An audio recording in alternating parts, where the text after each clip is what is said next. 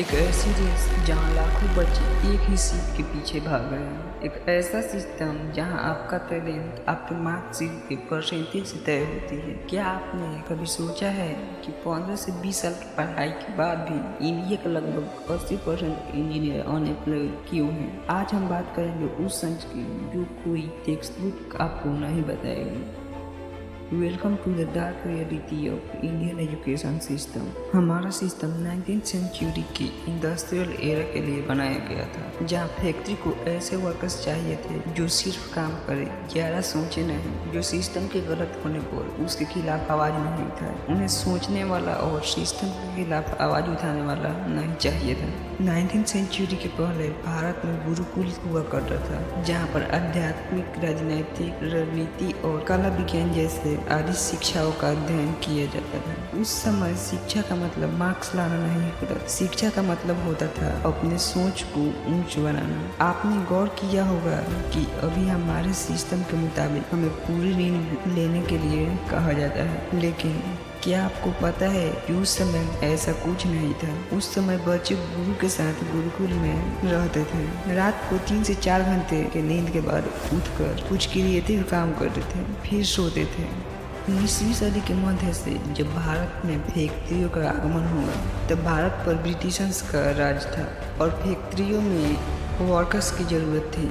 लेकिन उस समय भारत की एजुकेशन सिस्टम ऐसी थी कि दम पर भारत के सभी व्यक्तियों के पास छोटा या बड़ा खुद का व्यवसाय हुआ करता था, जिसे कोई भी फैक्ट्रियों में काम करना नहीं चाहता था। इससे ब्रिटिशर्स परेशान थे। उन्हें एक ऐसे सिस्टम की ज़रूरत थी जिससे वह वर्तमान के साथ साथ आने वाले समय में भी भारत पर राज कर सके। 1835 में थॉमस बैबिंगटन मैक्यूरन ने भारत की पुरानी शिक्षा व्यवस्था को हटाकर मिशन ऑन इंडियन एजुकेशन को लागू किया। उनका उद्देश्य अंग्रेजी भाषा को बढ़ावा देना था, ऐसे भारतीयों को तैयार करना जो ब्रिटिश प्रशासन में काम कर सके, और वेस्टर्न एजुकेशन को लागू करना था।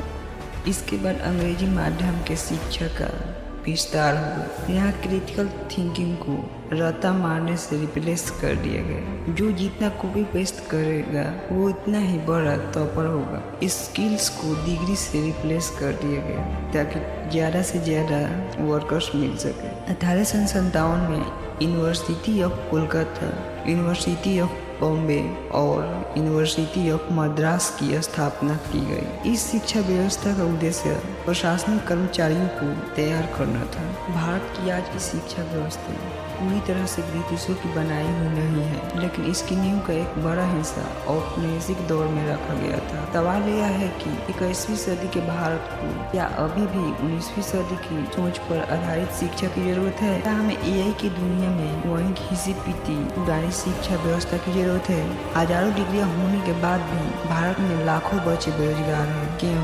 क्योंकि जो हमें कॉलेज में सिखाया गया है उसकी जरूरत अब शायद मार्केट को नहीं है। तो सोल्यूशन क्या है? सिस्टम को अभी बदलने में वक्त लगेगा, लेकिन हम खुद को बदल सकते हैं। Number 1, skill up. सिर्फ डिग्री पर डिपेंडेंट मत रहो। एआई के ज़माने में एआई को सही तरीके से इस्तेमाल करना, coding, sales, video editing, marketing आदि को सीखना होगा।